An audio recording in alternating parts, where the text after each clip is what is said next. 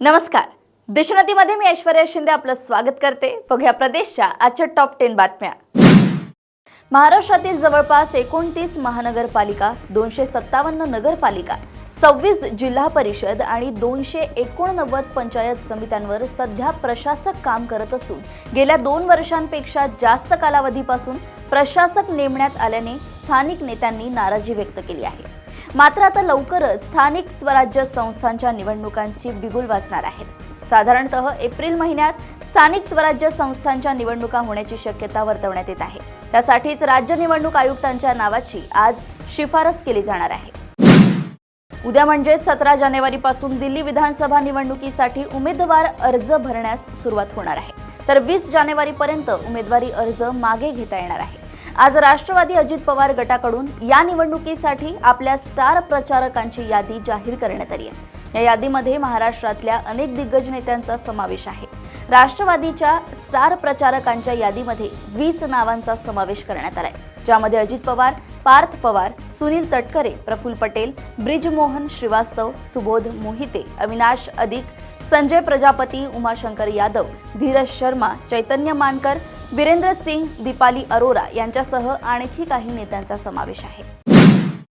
बॉलिवूड अभिनेता सैफ अली खान यांच्यावर बुधवार रात्री घरात शिरलेल्या चोराने धारदार शस्त्रानं वार केले होते. या हल्ल्यात सैफ अली खान गंभीररित्या जखमी झाला होता. पोलिसांनी सकाळपासून वेगाने काम करत सैफची इमारत आणि आजूबाजूच्या परिसरातील सर्व सीसीटीव्ही कॅमेऱ्यांचे फुटेज तपासले. या तपासाअंती पोलिसांना एका सीसीटीव्हीच्या फुटेजमध्ये 2 संशयित व्यक्ती आढळून आले आहेत.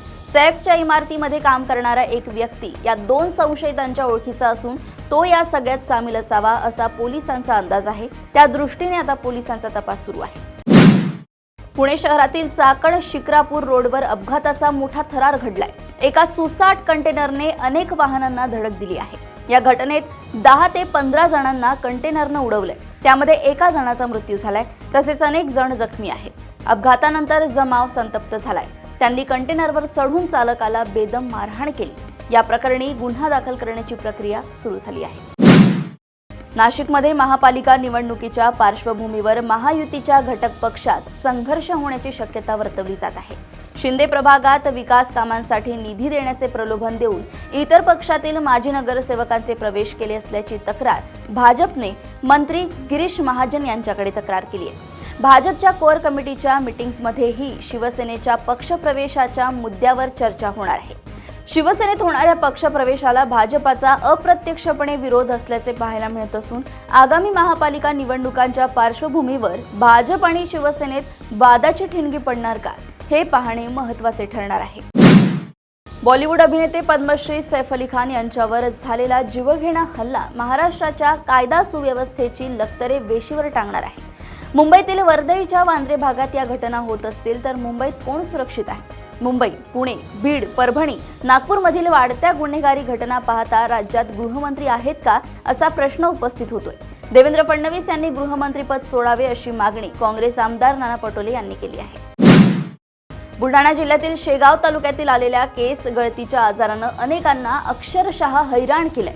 ज्या गावात केस गळतीच्या आजारांचे रुग्ण सापडले त्या बोंड गावात कोणी लग्नासाठी मुलगीही द्यायला तयार नाही.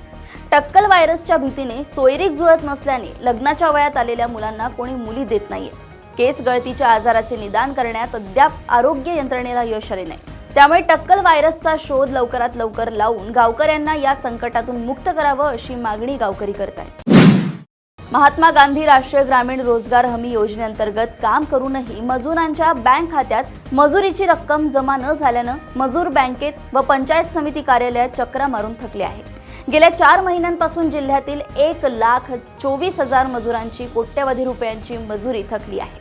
महात्मा गांधी राष्ट्रीय ग्रामीण रोजगार हमी योजनेअंतर्गत जनावरांचे गोठे, फळबाग, शेळी, शेड, कुक्कुटपालन, शेड, शेततळे, नाडेप खत, गांडूळ खत, वैयक्तिक शौचालय, सिंचन विहीर अशा 14 प्रकारच्या योजनांसाठी पात्र लाभार्थ्यांना अनुदान दिले जाते. मात्र गेल्या 1.5 वर्षांपासून या कामांचे पात्र लाभार्थ्यांना अनुदान मिळालेले नाही. पत्नीच्या अनैतिक संबंधात पती अडचण आल्यानं पत्नीनं पतीला जाळल्याची धक्कादायक घटना बुलढाणा शहरात घडली आहे. पतीनं मृत्यूआधी दिलेल्या जबाबानंतर बुलढाणा शहर पोलीस स्टेशनमध्ये पत्नीविरुद्ध गुन्हा दाखल करण्यात आलाय. रणधीर हिम्मत गवई असं मृत पतीचं नाव असून ते माजी सैनिक होते. या घटनेनं परिसरात खळबळ उडाली आहे. पती पत्नींमध्ये काही वाद झाल्यामुळे पत्नीनं पतीला पेटवून दिलं असा आरोप मृताच्या आईनं केलाय. आर्मी डे परेडमध्ये बुधवारी शस्त्रे, वाहने असे सर्व काही भारतीय बनावटीचे होते. आज भारतीय लष्कराचा 85% भांडवली खर्च स्वदेशी बनावटीच्या उत्पादनांवर होत आहे. संशोधन आणि विकास उत्पादनासाठी पुण्याचे महत्त्व मोठे आहे. दारुगोळा, वाहन उत्पादन अशा सर्वच बाबतीत पुणे लष्करासाठी पॉवर हाऊस असल्याचे मत लष्कर प्रमुख उपेंद्र द्विवेदी यांनी सैन्य दिनानिमित्त आयोजित करण्यात आलेल्या कार्यक्रमात व्यक्त केले. प्रदेशातील अशाच टॉप 10 बातम्या जाणून घेण्यासाठी बघत रहा देशोन्नती. आणि अजूनही तुम्ही आमच्या चॅनलला लाईक आणि सबस्क्राईब केलं नसेल तर लगेच लाईक आणि सबस्क्राईब करा आणि बघत रहा देशोन्नती. नमस्कार. ठळक घडामोडींसाठी देशोन्नती न्यूज चॅनलला सबस्क्राईब करा आणि बेल आयकॉन प्रेस करा.